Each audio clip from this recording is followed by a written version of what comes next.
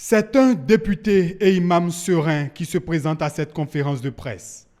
Ousmane Ibourahima est devant la communauté musulmane. Dans sa double casquette, il présente la charte amendée de l'Organisation de la coopération islamique.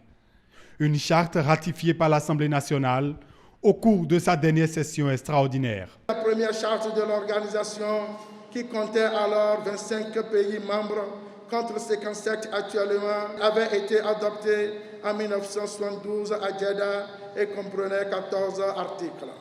Elle était principalement basée sur les principes de solidarité, de coopération et de développement, garantissait de sauvegarder la dignité et l'indépendance des États membres, pour donc s'adapter à l'évolution du monde et répondre adéquatement aux exigences du XXIe siècle. La charte a été révisée et adoptée à l'unanimité lors du 11e sommet islamique tenu à Dakar au Sénégal les 13 et 14 mars en 2008. La nouvelle charte est le premier instrument juridique international des droits de l'homme du monde islamique. À ce titre, elle incarne la nouvelle vision du monde musulman. Dans le préambule, les États membres de l'OCI réaffirment dans la charte amendée leur attachement aux principes de la Charte des Nations Unies et du droit international. Plusieurs paragraphes de ce préambule sont consacrés au respect des droits de l'homme.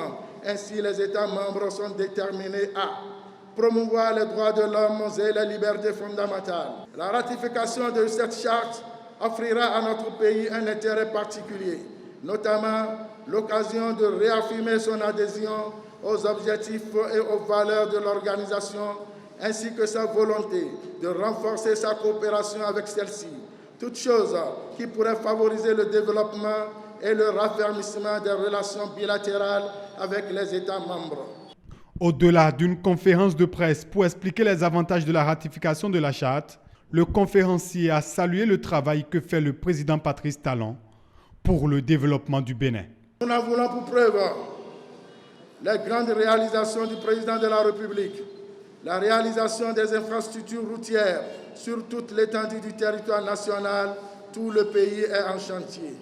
Les efforts d'amélioration des conditions de vie et d'études de nos enfants, écoliers et élèves, avec l'érection des modules de classe partout, et le projet de cantine dont bénéficient actuellement nos enfants. Les réformes dans le secteur de la santé, avec une meilleure organisation des agents de santé, la construction des hôpitaux de référence, les grands efforts dans le domaine de l'énergie et de l'eau, les performances économiques saluées partout dans le monde, la lutte contre la corruption sous toutes ses formes, sans oublier les différentes œuvres sociales, dont la plus récente est l'assistance financière aux artisans dont les activités ont été frappées par la crise du Covid-19. Que Dieu préserve davantage notre pays. Pour ne citer que ceux-là. Compréhension et satisfaction sont les maîtres mots au thème de cette séance, riche en informations.